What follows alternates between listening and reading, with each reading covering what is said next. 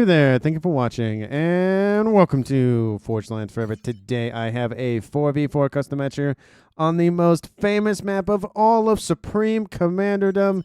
It is SETON'S Clutch. So let's go ahead, without further ado, introduce our teams and our players. Starting off with Team 1 in the northeast corner of the map, ending with Team 2 in the southwest. Starting out with the rearguard airslot player of Team 1, we have the 2000 rated player of Nancy Bourquet going first lane as a Seraphim in Tropical Ocean Blue as a 2000 rated. In the beach position here to the west in lightish red pink, we have Seraphim Com going first lane as an Aeon. He is, again, his name is Seraphim. He's going Aeon. That's definitely not going to confuse me at some point. He is a 1600 going first land. And to his west, also going first land, is Storm. He is in the middle causeway. He's going as a UEF here for this game. He is an 1800 in Batman Gray. And to his southeast in the clip position, we have you going first line, second air as a Cybern. He is also a 2000 rated, tied for the highest on his team. He is in Royal Blue, and again, he is a Cybern. So for Team 1 side of things, all of the races are represented, and in a 4v4 game, that means there is one of each of the factions here for Team 1. Starting off with Team 2's rearguard airslot player, it is in Ruby Red, Auspol going first line, second air as a Cybern. He is a 1200, and again, he is in Ruby Red. To his east in Imperial Gray, we have the 2500 rated player of Nori. He is the highest rated player on Team 2 and in the game overall by actually a decent margin.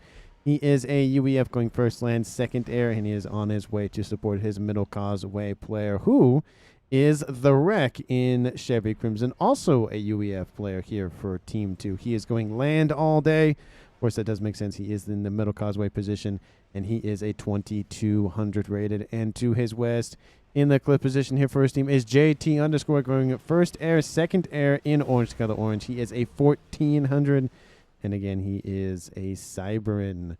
So for Team 2 side of things, they have 2 Cybern and 2 UEF. That is it. No Aeon and no Seraphim here for Team 2.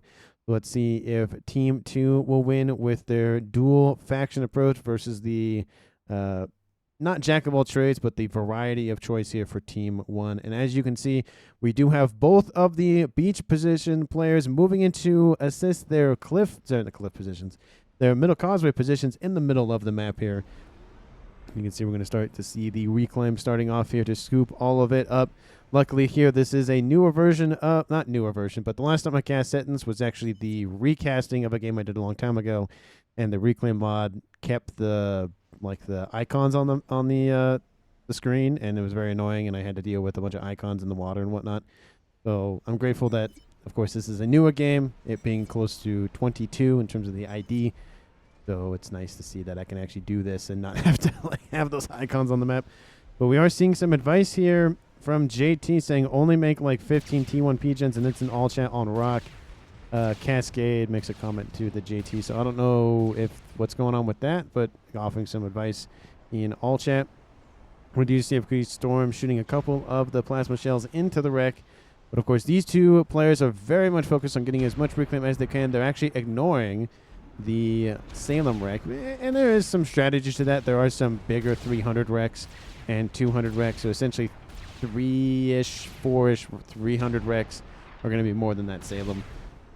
So it's definitely going to benefit the players who go for that first. But it does benefit a little bit on Team 1, where the beach position does come in with the reclaim on the northwestern edge. I kind of would like to see this balanced a little bit by maybe having, instead of being 3 Salems on that one side, have 2 and 2. So it's kind of a split a little bit. That would be a little bit of a shakeup, because then it would at least give the Nori's position of the beach on the Team 2 side of things at least some chance to get reclaim on that side of that. But he's going to go straight for and assist his teammate and going after Storm. The Wreck just receiving shot after shot after shot into the back here. Yet again, it is UEF versus UEF.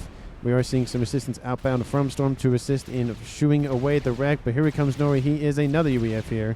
And it's just going to be UEF v UEF crime here in the middle of the map, with those engineers now scooping up the second of the 3 Salem Wrecks. And we do see Seraphim Commander moving in to come and assist Storm, now receiving a ton of firepower. And it does look like Nori essentially just built his one facility and said call it a day. Seraphim was a little bit slower on the movement order. which means this will force Storm back. But Seraphim is not going to let this stop him. He's going to come into the middle and assist. We have some some air scouts over the top here for Nori to assist in intel gathering operations. But the wreck is now closing in on Seraphim's position. He kills off an engineer and goes, I don't want you getting any more of these wrecks. So it's just going to be shot in the back, shot in the chest, shot in the head, every which way you can do it. Half of the comms are located so far in the middle causeway of the map, and we have units fighting one another. Team 2 is the wreck, overpowering the units from Team 1 Storm. This will secure, for the most part, the area of the map here for Team 2. The strikers are now inbound here for Seraphim's commander. Storm from the water, his toes getting a nice little cooling down here because his ACU is kind of heating up a little bit with that fire on his hip there. Seraphim commander, unfortunately, has less hit points than the UEF variety of ACUs, which means 1,000 more advantage here for Nori, and there's a lot of units here assisting that push into the water. So both comms for Team 1 in the yellow, and one of them almost in the red, just barely. And Storm, he's getting up there a little bit, but again, Team 2 has now secured the middle causeway, and usually at this point, it's kind of just, the middle causeway is just there. Once one team wins the pond on either side, it's essentially the middle causeway becomes defunct, because it's kind of like, what's the point if you can just send a couple of destroyers and destroy everything on this middle causeway. Storm is not going to stop, but he is going to build a nice little wall section, at least hem in Team 2 for the time being. A couple of these Lobos keeping the comm of Storm moving. You can see some shells do impact around him, but don't actually hit him, and it does look like Seraphim will go back to his side of the map in terms of the beast position and be able to just start ecoing up there. Storm is now dropped into the red now that those strikers have come into range. Storm is kind of feeling the heat now, and this might be the first kill of the game here at 7 minutes. These Lobos need to come in a little bit more. It is forcing Storm back more and more. The radar is down now. T1 facility now under threat. T1 PD back here being spammed up here, assist in defensive measures, and Storm gets a T2 Stinger online to assist in defensive measures, but unfortunately here, this position will eventually fall. It might hold on for a little bit longer, but Storm has to severely retreat below 1,200 hit points, and so Team 2 will gain a nice little amount of breathing room. Interceptors coming in from Nori to assist and dealing with those Stingers, but unfortunately here, the wreck has prepared some T1 AA as well, and so those Stingers get shot out of the sky. Looking at the naval side of things here for both teams in both ponds, essentially dead even. I mean, at 7.5, 8 minutes, there's not really a whole lot going on. Both of the Cliff players have their side islands already established and pumping out facilities and units. We do see the the island over here for Team 1 being used as the sole naval producing facility. I would love to see a little bit more over here. It's kind of a backup. You can see that over here to the west where Team 2's JT has put one facility here. And he does have one facility here, so again, starting to expand that production out for Team 2's Cliff player on the western side. And I'm going to select another player just so that I can get rid of that stupid little icon mess. Last game I had that issue too. It's weird because I didn't have that issue for 3 or 4 games I casted, and then now it's back. I don't know what I did. I don't know what option I might have. I was messing with some of the options, so maybe I just accidentally hit something that's glitched. I have no idea. It's very weird, and I do not like it. So if anybody has any ideas, please let me know down in the comments. Again, I was like, oh, it's finally gone and over with, and it's back now. But dual wall sections establishing a nice little layered defensing measures. There's not a lot of PD to protect the walls, but at least they are going to slow down his opponents for the time being. He's going to go for T2, get a nice jump in hit points, and then start building up some more defensive measures. He's gone T2 air. Of course, we noticed that with the gunships. And T3 should almost be on the cards here.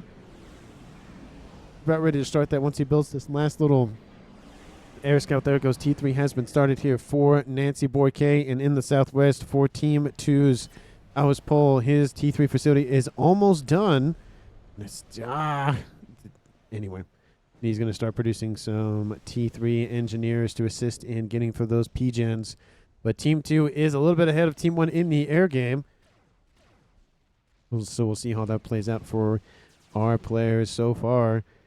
And again, I think I'm going to speed it up a little bit. This is the stage of the game, especially on SETON'S, where it's kind of just quiet. Not really a whole lot goes on. There's a few instances where there's some really radical plays, like the beach player on Team 1 grabbing the side island and never staying there until he dies, and not leaving until he dies there kind of move that happened a couple of SETON'S games ago.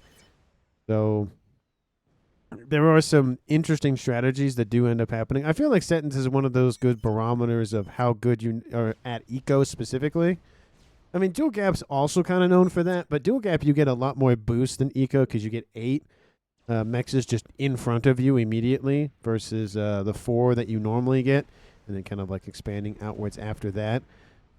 I feel like, I mean, people have micro, like, you're like, okay, at this time I should have this much, and at this time I should have this much, and I'm going to build these many air scouts and these many interceptors. I'm going to go for this T2 air facility, kind of that, taking the air approach for that kind of commenting. But T3 has still not been completed by Team 1, and almost 11.5 minutes. The T3 Pigeon is almost done here for Auspol. That is very, very nice here for him. He could go for early bomber. He's going to reclaim that T2, put a T3 right there.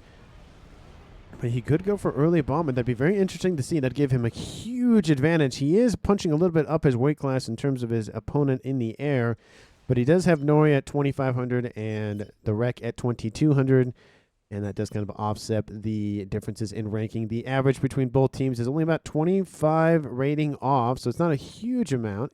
It's a little bit, but it isn't an absurd amount with 94% balance, which is, again, really good considering we have everywhere from a 1,200 to a 2,500. So it does make a huge difference. T2 Navy already online here for the Aeon player of Seraphim. That's, again, not going to confuse me or anybody else in the viewership, like kind of having it on a second screen playing a video game or whatever that we're working on something, and you just hear Aeon and then Seraphim right next to each other, and you're like, what? What's going on? But T3 almost finished off here for you. I always want to say Jew, but it's not. It's with a Y, so you. He's going straight for T3. We might see Rascoms out of him. He doesn't have any sort of facility online besides Navy, so it'll be very interesting to see how he goes with that.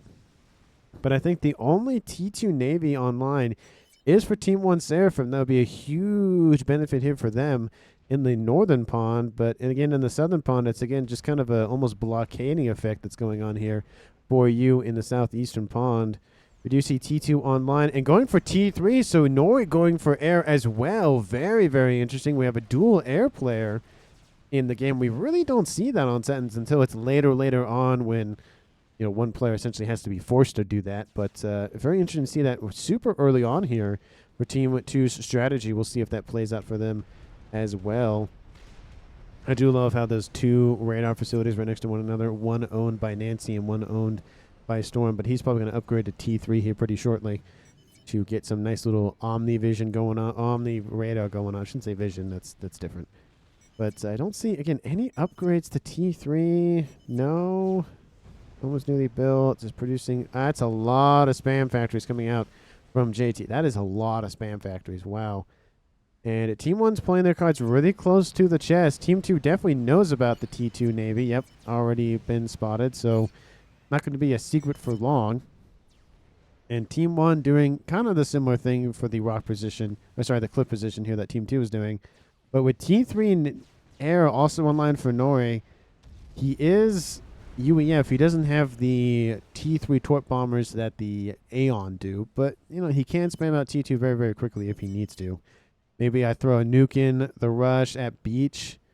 That could be a very interesting play if Team 1 goes for a nuke and takes out Nori. That'd be a very interesting play. Top is going to be in trouble.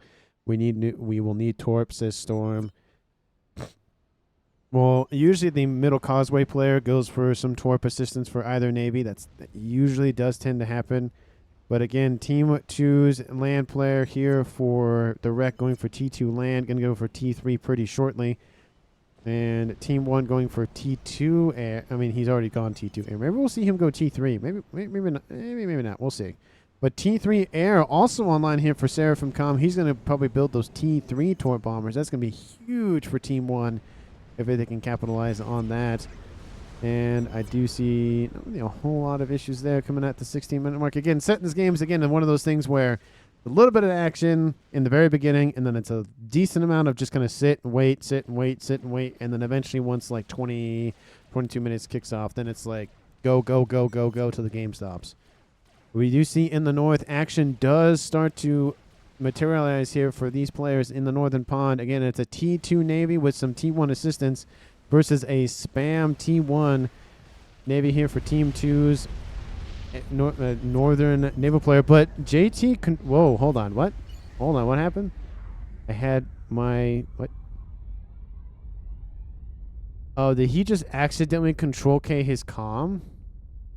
Oh, that's awkward. Ooh, that's, ooh, so, oh no. Oh, Storm's like, that sucks. That's Team 1, by the way. Oh, well, the wreck just inherits everything that JT has. That's, forfeits, says JT. That's is an easy, Seraphim is an easy win. Wait, not FFS. Oh, no. That's not what forfeit means. Never mind. Look at his eco. Well, Seraphim's at, let's see, 188. And I don't know what JT was, but the Rex on 470. So that is a decent amount of eco that JT had. And now it's a 4v. Unintentionally, that's a 4v3. That is definitely not a kill. JT, that is not a kill. I do not qualify that as a kill because that was A, accidental, and B, that was, you weren't killed by anything, or you weren't forced to control K, or whatever the case may be. You were just hit the wrong button. So if the wreck rushing Neptune, says Storm, I mean, he probably, oh, T2 is online. He built a couple of the cruisers. Yeah, he might be up, he might be spamming out T3 Neptunes. Very effective units for taking out Navy. That is huge for Team 1 in the Navy, especially now that they just lost a player. Ooh, that's awkward. But we do see the comm of Storm. Where is he going? He dropped his comm in the water. He's probably going to produce his own. No, he's going to go for Ras. He has teeth. Oh, he's going to. Oh, that's what he's going to do. Okay. Well, he's going to do Atlantis in the northern pond. Still, the southern pond kind of just hanging out. Lots. Oh, wow. That's a lot of T1 frigates there, you. He has 40 of them online and is cranking them out as it goes. 42 now.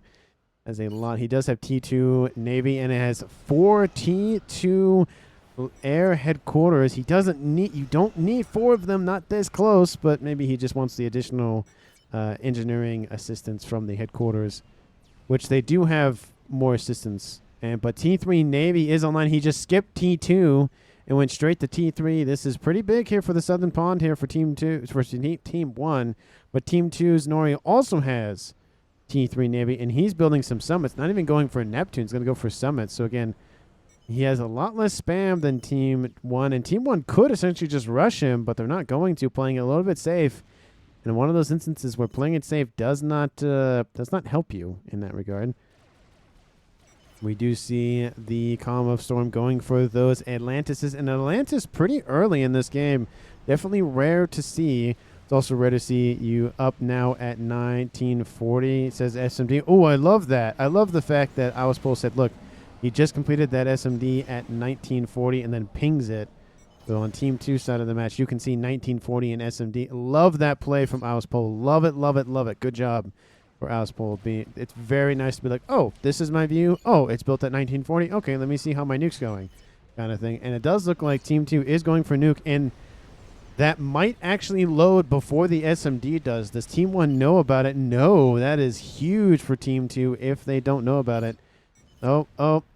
We see a spy plane being taken out. This spy plane might see that nuke, and that surprise will definitely be mitigated. But that SMD isn't really being loaded very quickly. He already has tele-defense, because why not at 21 minutes in this game? And 1 Atlantis has been completed, but Team 2 is producing some summits. Not actually going for Neptune. It's going to go for summits, very interestingly. And actually has some TMD as well to protect that T3 naval headquarters. Does have a T3 almost Cybran one as well online. Again, lots of build-up, lots of build-up. I think I'm going to speed it up one more. We are sitting at +1 speed. I'll do +2. Another Atlantis has been built here. So let's go ahead and take a look at the egos here between the teams. Team 1 at 1.7, Team 2 at 1.6k mass income. Team 2, unfortunately, at 3 players left.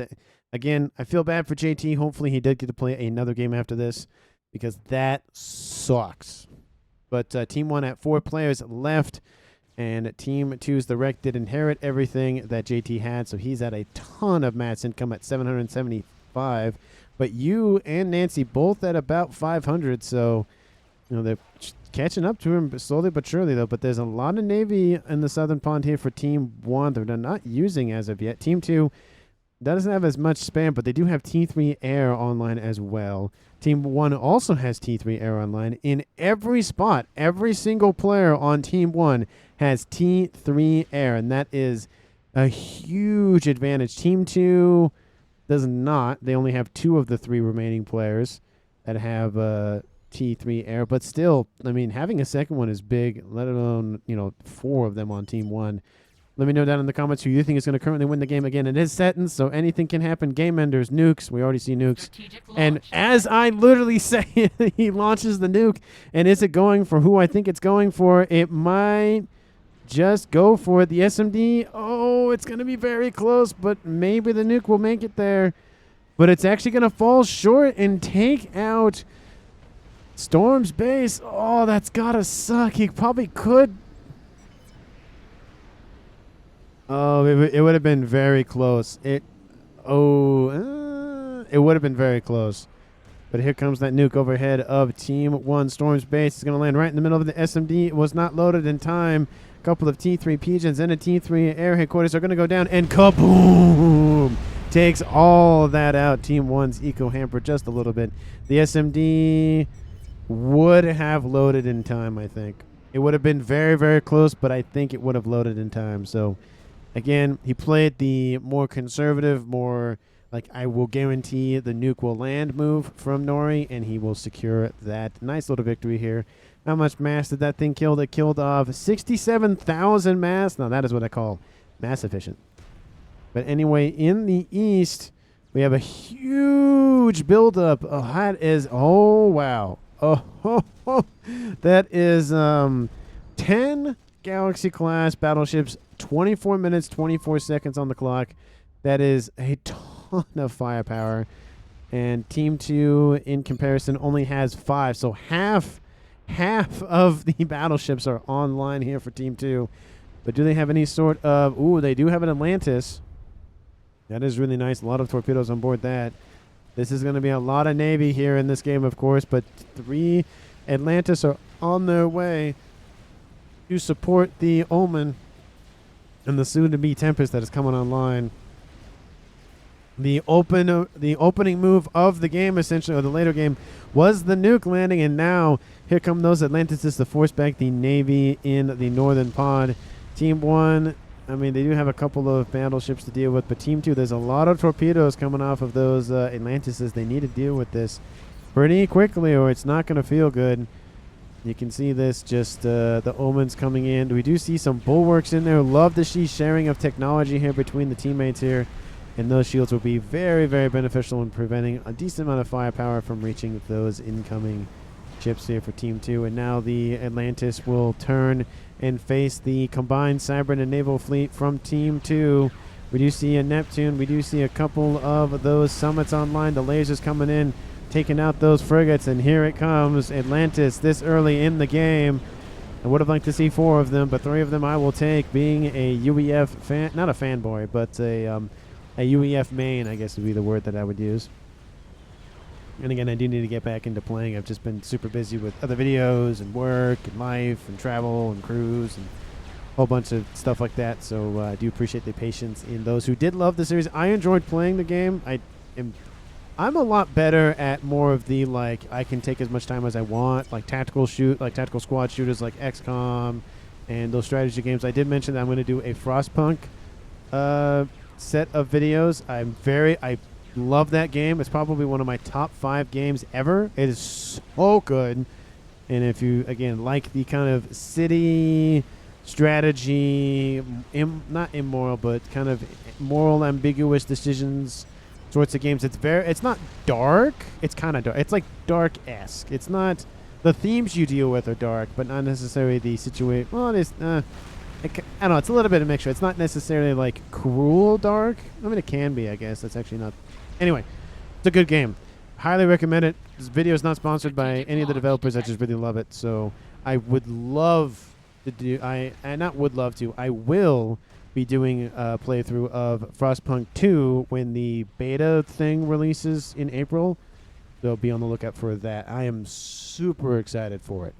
We do see some SACUs coming on station here for Storm. They are RASCOM presets, which means designed for ecoing. And we do see, what is this? An Awasaw bomber is online. Man, we're getting all the tools very, very early in the game here. I didn't think I'd see one of these this early. But here it comes. It is inbound. There is a lot of AA in the mix for this Navy. And here it comes. 3 experimentals in one area of the map here. Here comes that bomber. And unfortunately, I don't think it's actually going to be used very well. There's a lot of destroyers in the mix. There it goes. It's going to land. A lot of AA coming off those ships. Going to take out a decent amount of those destroyers. Ooh.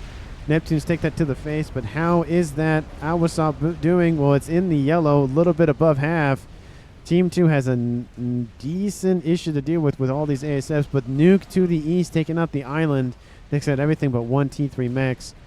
And the bomber getting a nice little bomb there in the middle of a couple of those battleships. But again, it takes a while to chew through battleships. So it's a lot of AA. There's even stationary T3 AA being built as well in lieu of just doing cruiser spam. But here comes the bomber for a third pass. It's killed off 16,000 mass. Here comes the AA once again. ASF trying to be used as a nice little cannon fodder. Oh, it's not really looking good for this Awasaw bomber. Gets 1 veterancy, but is now in the red and will have to return to base and rep up. But, I mean, 26,000 isn't bad, but it's not great either. We do see that Tempest online charging that naval and Cybern fleet. And they get a nice couple screenshots of the just Awasaw just flying by out of context. Experimentals out of... Maybe that's going to be what I'll name this video as.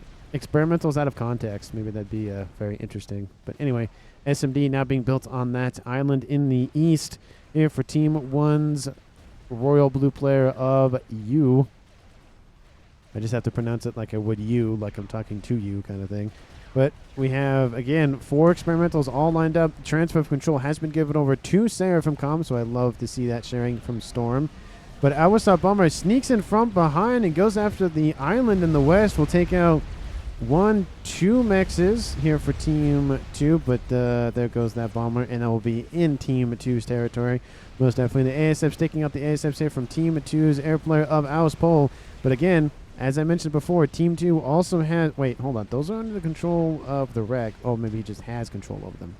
But that is a lot of red on the western edge of the map, being Chevy, Crimson, or Ruby Red. Teleporter has been started by Auspol, but I don't think that's going to get a lot of mileage, considering Team 1 does have some teal defense over here. And a YOLO! Not even 30 minutes in the game, Nancy boy. What are you doing over here? We have a YOLO on the cards here for Team 1's air player, and does Team 2 know about it? No. So as long as Team 1 keeps that under wraps, that will be huge here for Team 1's game. And is that fleet from Team 1 going to engage? We have a ton of T2 sub-killers. A ton of Navy here for Team 1, but is he gonna... No, must have... Now it's rename. What's the... It's not all, because that's air.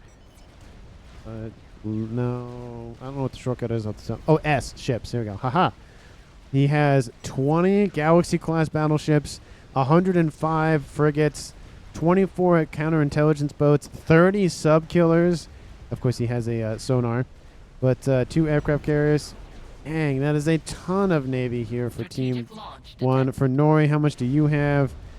49 frigates, so half that Team 1 has. 4 Neptunes, 7 Governors, 9 Summits. So still essentially half the fleet that Team 1 has. But Nuke is inbound, and it's going for the side island again?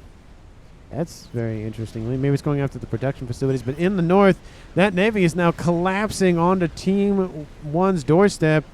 Multiple just deaths here in the water. We have spam being built here by Team 1's SACUs to build those harms, but I don't think those are going to really add a lot of value. The battleships are the main target of opportunity here for Team 2's fleet. This is a ton, and when I say a ton, I mean it. A ton of firepower barreling down on Team 1's doorstep. We see multiple Tempests now have been built. One of the Atlantises are now dead. This Omen battleship is just receiving pain. That's its existence now, is pain. Another battleship almost about to finish off the line. But it's not looking good here for Team 1 on this western side of their main landmass. Nuke lands again, takes out the SMD. This Team 2's Nori is not going to allow you to build anything there. Waiting for YOLO to win, says you. And that's why he hasn't pushed in yet, I guess. But Ender says Nori. Oh, there it is up there. Ender being Game Ender. But that YOLO is at almost the green mark. Almost 75% completed here. And team... Oh, no, what? No, he marked it here. Game still not over. I wonder... Interestingly, I don't... He says Ender, but he hasn't marked anything. Hasn't marked the YOLO exactly. Tempest has been now destroyed. Battleship comes off the line only to exist in a world filled with pain. SSU's fleeing the battlefield, trying to get out of range of those battleships and all those torpedoes that are coming off those Salems and other ships. And that navy has now collapsed. Team 1 could put the same amount of pressure on Team 2, but they're just not doing it. Multiple Atlantises are online, multiple battleships. This would obviously take a while to chew through here for Team 1, but they could do it. They're just not going to do it, which is kind of disappointing considering all that mass is going to nothing, essentially. He could be funneling a Scathis or a T3 artillery or something. But YOLO is almost done. It is in the green. Team 2 still doesn't know about... Oh, they see it. Okay, I was going to say, they should have seen it at some point. But how's the ecos going between the teams here at 32 minutes in the game? Team 2 at 2.2, Team 1 at 1.8, and dropping due to the fact that all of those... Oh, there it goes! Oh, that chain reaction, that cascade. Oh. And the invasion on the land commences with a horde of Salems beating down Team 1's doorstep. Oh, there it goes, there it goes, there it goes! Oh, that's so much mass just lost. It hurts. It hurts to watch. It hurts to watch. 190 and climbing here in terms of reclaim on the field. We now see those Salems rotating to take out Storm or whatever remains of Storm. But yeah, that nuke opening here from Nori just to set the stage for what's going to happen in this game. Still, Nori isn't going to just press it. He's going to be like, if you come to me, if you don't want to attack me, that's perfectly fine. I'll be funneling other projects, so just don't worry about me. Nuke is almost loaded. Once again, 123,000 mass killed on that nuke launcher alone. I think that's the 4th nuke killed. That is an SACU, but Alispol is defeated by Nancy in a telemazer, but kills doesn't even kill off the YOLO, and it launches its first nuke. Oh, thought it was okay. Oh, that's too bad. That's gotta suck. But the first YOLO nuclear missile has now launched. The SMD says Alispol. There's one right here.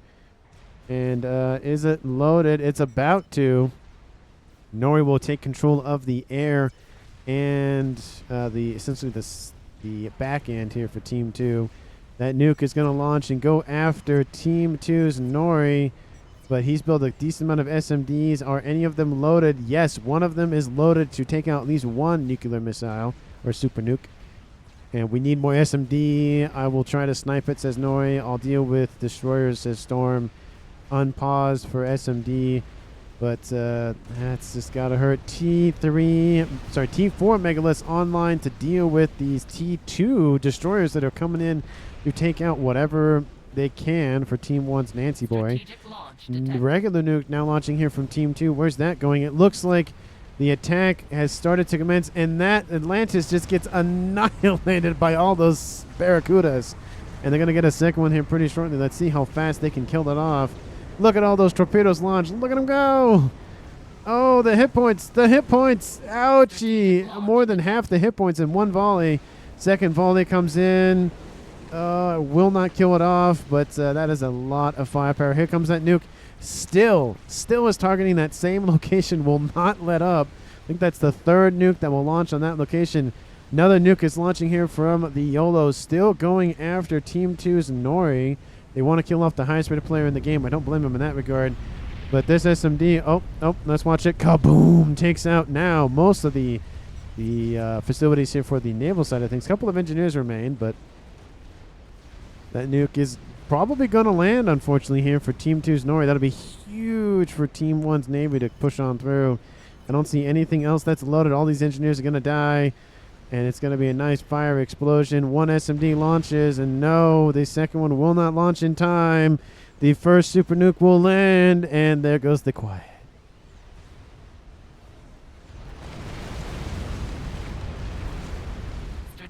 There it goes. Everything in that radius is DED. Second nuclear missile going to land here, take out the air grid here. SMD is online to protect it. And the nuke, surprisingly for Nori, is saved, but more SMD going to be spammed up as quickly as possible. That is the now new target here for Team 1. Team 1 back in this game with that nuke launcher, the T4 experimental nuke launcher out from the Seraphim. The devastating amounts of firepower on that thing. Now we have monkeys also being brought in to assist. Did that crab end up being defeated? I don't see it. Either it got reclaimed or it is fine. I just don't see it. Probably I just don't see it. It's probably what it is. Then the nuke is launching inbound here from Team 1 once again. But more SMDs launched. They didn't need to. Oh, that's got to hurt.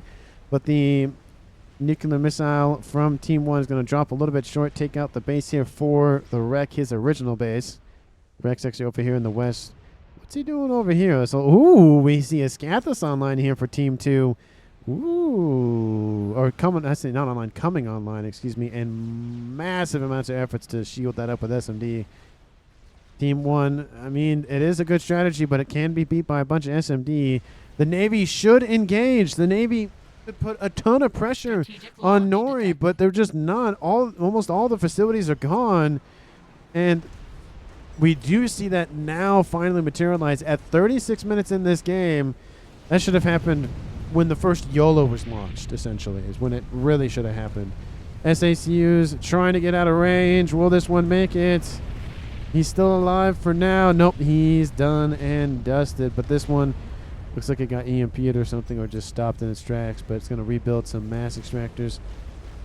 But now the fleet will engage one another. Massive amounts of torpedoes coming off of those Barracudas, coming after those experimental aircraft carrier submarine versions. They are not submerged. They can use the AA on board, but it's just torpedo boats versus subs, and I think the torpedo boats might actually win this. There's a lot of Barracudas stacked on top of one another, and now just ground firing against those Barracudas, and they have to split apart. And look at how many were stacked on top of one another. This is insane here in the southern pond.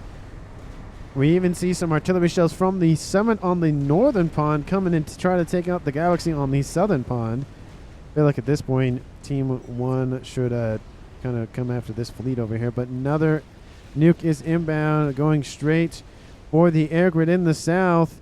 But there's a Scathus being built down here. I didn't even notice that one. That's actually closer to being done here for Team 2 than the other one being built by the Wreck. But I do love the backup that the Wreck is doing.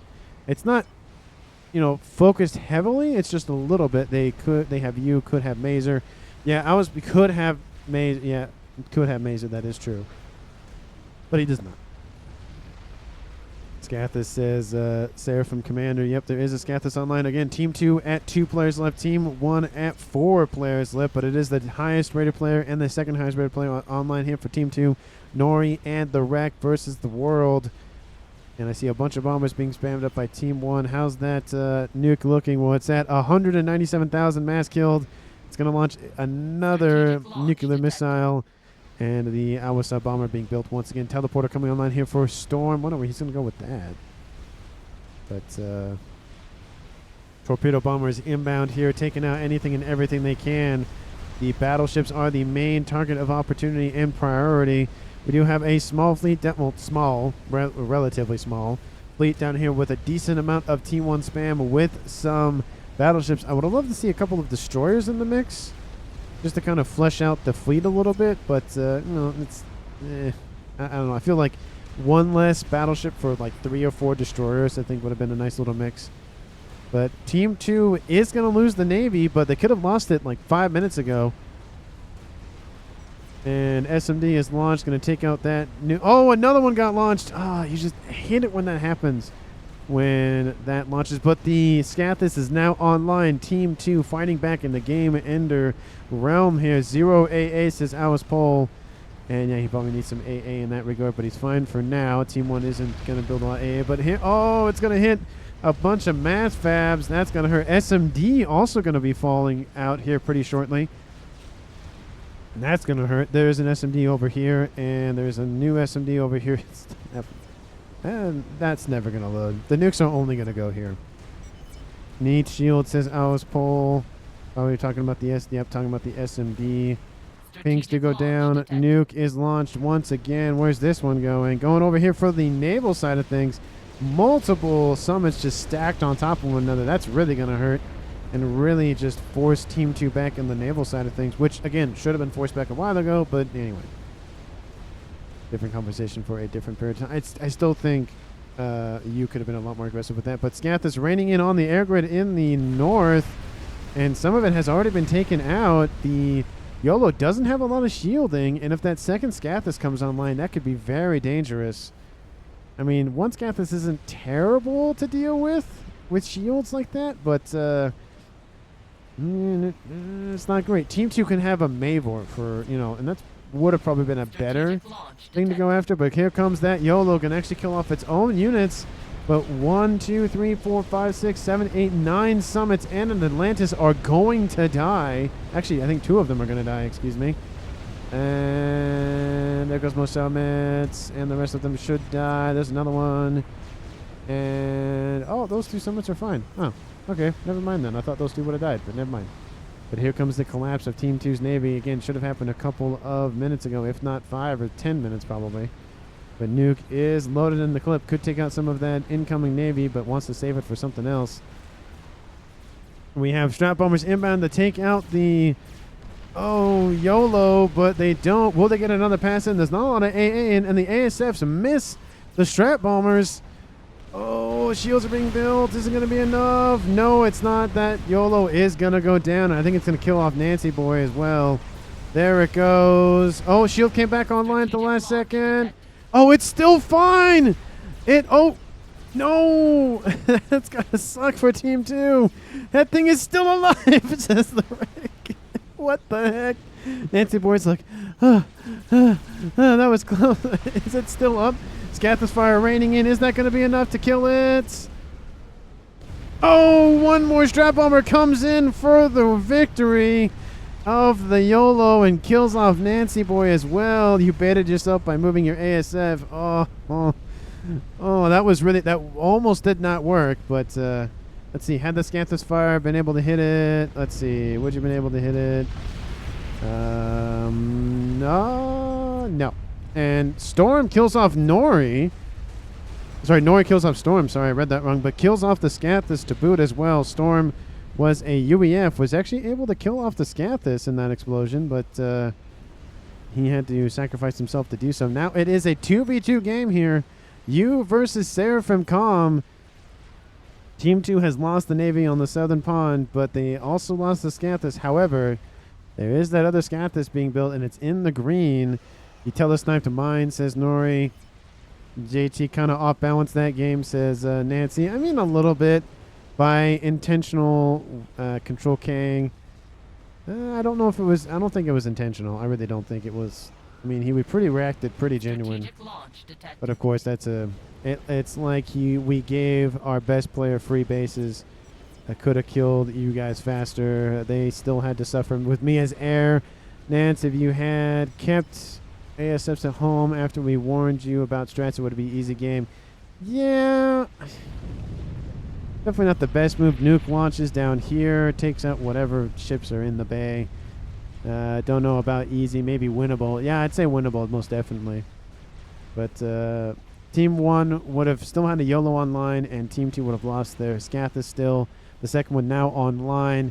And at 43 minutes in this game, Team 2 controls the Southern Navy. Team 1 controls the North. Sorry, Team 2 lost the Southern Navy. Team 1 lost the Northern Navy. There we go. I was like, wait, my air grid was dead regardless, and they are heavily SMD'd up.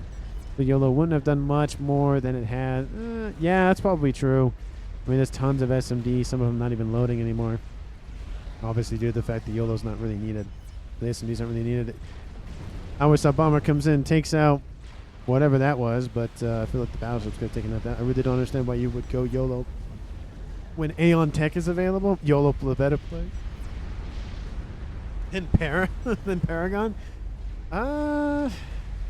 It depends.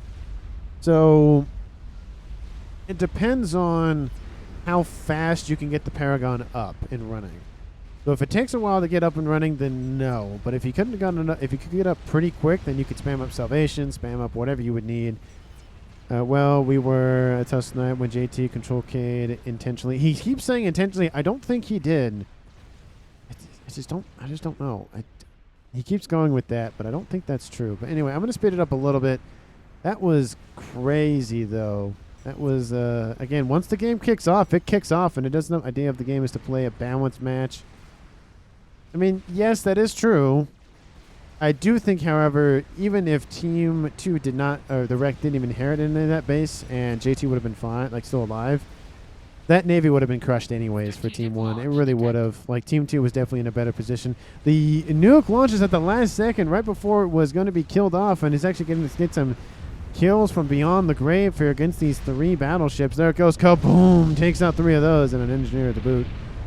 Just filled. Well played. Me, I guess. Again, there's a little bit of salt from Nancy Boy, but I mean, it's kind of justified, but not really, but a little bit. So I understand where he's coming from, though. So, because again, it'd be different if, oh, you know, the air player died at like 30 minutes and somebody else inherits it. That's a little different. There is a satellite online here for Nori. He's going for that satellites. No, I almost did a bad thing. What? As soon as I saw his ASFs move to the bottom to guard his Team 1 Tech bomber spam, T2 bomber spam, I guess Team 1, I knew I had him. As soon as I guess there was some bomber spam down here. I thought he was doing the torpedo. He was doing torpedoes down here as well. But now we have some Salem's breached the mainland. They're starting to attack the nice little mass fabs that have started to be built up, and the air grid that's down there. Unfortunately for Team 1 as well, Team 2 is doing the exact same thing, but they're having a lot more success, a lot less infrastructure to chew through. And artillery's still raining in all the time. Oh, it's got her, all those hives being killed off. And it's just, how's the eco going between both teams? Team 2 and Team 1 relatively the same, but because they're losing mass at about the same rate. But unfortunately here for Team 1, there's a lot of gunships that can easily be spammed up to deal with that. Nuke sub won't work. There are no less than 20 SMD silos. Yeah, no joke, right? I believe it is game, says Owlspole. Sats are not a fitting end to this game. That's definitely fair. Sats are fun to use, but it just sucks when you have 8 of them over the top, and that's what somebody uses to win. But, you know, that happens sometimes, so it's just how the game works. It's just, you know, there's an element of the game, and you can't outright ban anything. Unlike, like, League of Legends or other those, like, character-based games where each character has a set of abilities, and you can essentially ban, like, no, I don't want to play against Master Yi or Dr. Mundo or whoever else kind of thing. In this game, you just, whatever your faction has access to, you always have access to. Unless it's a game where someone bans a faction, like gentlemanly bans a faction kind of thing. That's not how that works. So you're like, you can't use Scathis, and you can't use Mercies, and you can't use Awasa bombers. That sort of, you can't really do that. So I love how the ASF are just circling the satellites. But again, Team 2, I mean, that Navy could have fallen a lot sooner for Team 1. I feel like this attack going on right now, again, should be happening at like the 42-minute mark. And then most of the SMDs would already be down by this point, and the Nuke subs make more sense. But Nuke launching here from Team 1. It's coming out from that Nuke sub, going after a couple of mass fabs and a T3 mechs. I mean, that's kind of worth it, taking out that sort of mass. But there are some destroyers already doing that, so it's kind of not pointless, but it could be going after something else. You can easily just divert the destroyers over here and not waste the time and energy and shells and whatnot, ammo, to go after this. But here comes the Nuke. We'll take out a couple of resourcing options here for Team 2, but that's really about it. Lots of AAs being built in defensive measures as well. More satellites being built by Nori in the rear. And second Scathis is built by Team 2's The Wreck. And I think at that point, I mean, there were 2 Scathis, no really plans to fight against that. It's not really great here for Team 1. Artillery raining in all the time, of course. And it's just not going to go well here for Team 1. Again, lots of progress made on the southern side of the map for Team 1. But, it's just, again, I keep reiterating it because I think it's important. It should have happened earlier. It really should have. It should have happened before the YOLO even launched. But specifically after the YOLO launch, I think that Navy should have moved. So definitely a missed opportunity because you can see it is starting to collapse. Like, it's going to take a minute. You can see it. I mean, there's one megalith online, but you know, it would have diverted Team 2's resources a little bit sooner, and maybe the Scathers would have taken a little bit longer to build and all that stuff. So it's just, it could have happened sooner. That's essentially what I'm getting at. Is these artillery from the Salems are just going to not be nullified, but the battleship's still raining in, of course. Everything down there, everything up there is just getting wrecked. And at 49 minutes in this game, I think I am going to speed it up back to 2. And just the fire is raining in from the heavens. SMD gets targeted by some satellites. SMD still down here and is loaded. I was surprised it actually got loaded. And there go those T2 air headquarters just up in smoke due to Scathus fire. Still more destroyers coming in to try to take out all those SMDs. SACU is going up in smoke as well. That's always going to hurt.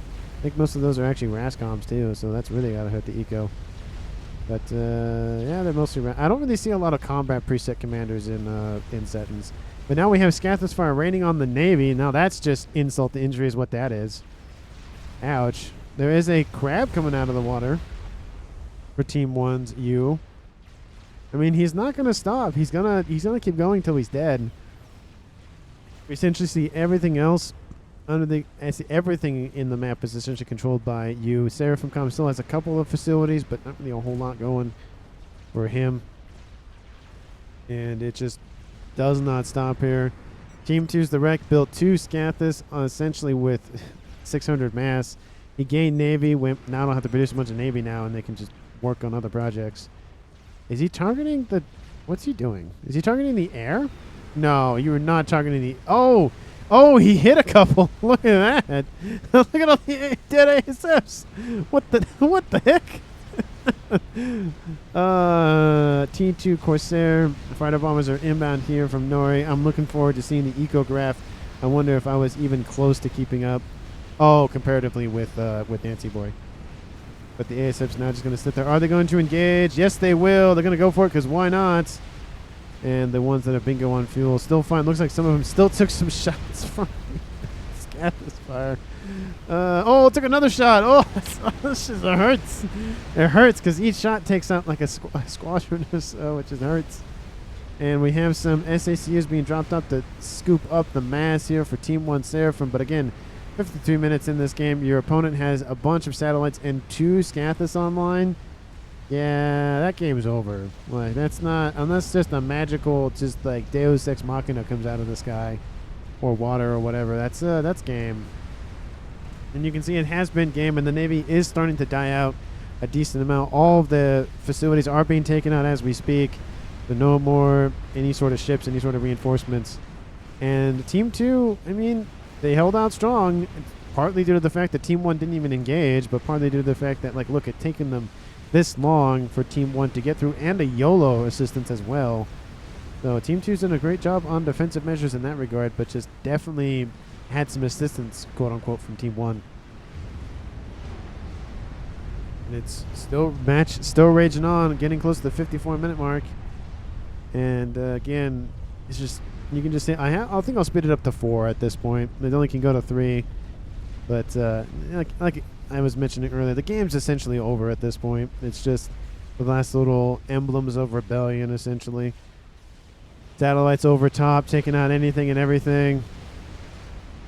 We have 1, 2, 3, 4, 5, 6, 7 satellites about to be online. Nor getting those up very, very quickly here. He's not stopping producing those.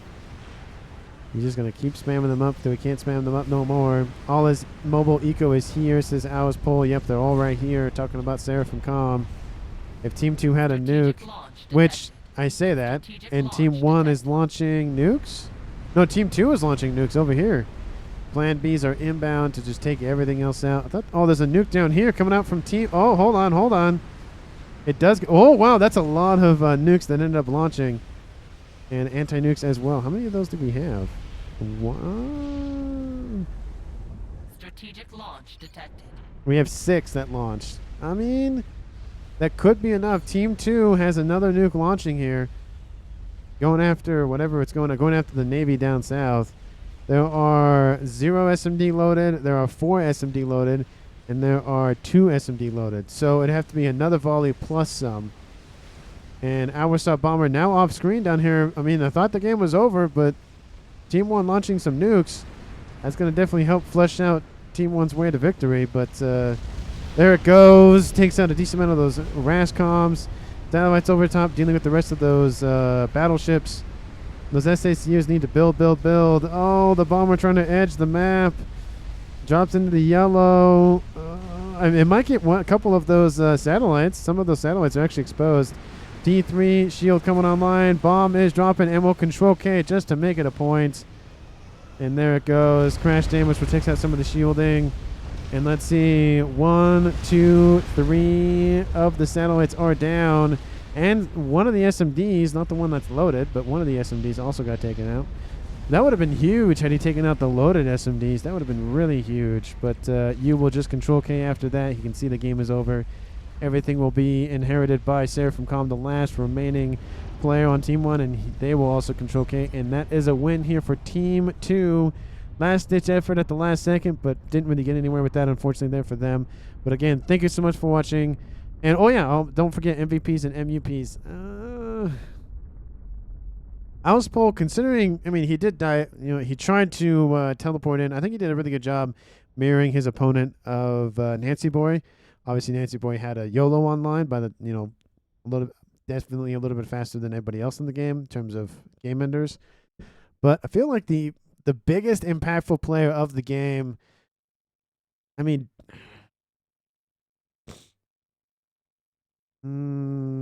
I think the wreck. Well, I mean, it did help he had dual base, but, taking out the Northern Navy and just putting a lot of pressure on Team 1. Nori ended up getting everything that Owlspool had, pumping out a bunch of SMD to protect against the nuclear missile from the YOLO. But I feel like, I don't know if there's a direct, like, this player did the most or he was the bright spot of the game or whatever the case may be, but I think one point to make out, and I've been making it throughout the game, is I think Team 1's, who was that? It would have been you, could have pressured the Navy a little bit sooner. I think that would have done a lot. It would have hampered Team 2's eco, especially with that YOLO coming in. Would have done a lot. It took out a lot of Navy. And then that's when they officially went in. They could have done that a lot sooner. I mean, the casualties would have been higher, to be fair, but at least he would have had control of the Navy or the pond earlier. But, I mean, I do think maybe give it to, I think I'll give the MVP to Rek just because those secondary scathers came in clutch. The first one, of course, came in clutch from Nori and just pressuring Team 1. Took out a lot of the shields. And Nori did take out the YOLO, which essentially set Team 2 to be the victor of the game. That was the one thing that kept Team 1 in the game, essentially. And with that gone, Team 2 essentially just, kept on just kind of poking and prodding and just slowly, death by 1,000 cuts, killing off their opponents of Team 1. So I think maybe I'll change it. Maybe I'll go to Nori for MVP. But again, let me know down in the comments how you felt. Please subscribe to the channel. Hit that like button. Share the video with anyone, everyone, especially your pets. And again, thank you so much for watching. And I will see all of you in the next one.